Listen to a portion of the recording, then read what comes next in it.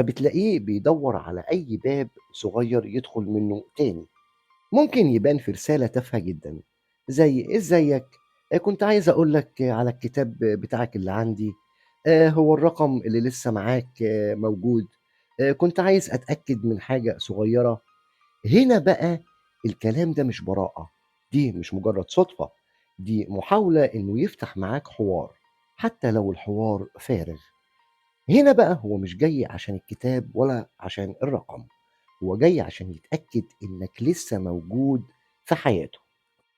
هديك مثال من الحياة الواقعية.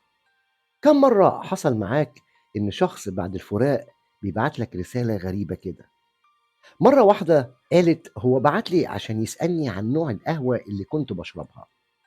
طب هو في حد طبيعي بيسأل السؤال ده بعد شهور من الفراق؟ لا طبعا. لكن السؤال البريء ده كان مجرد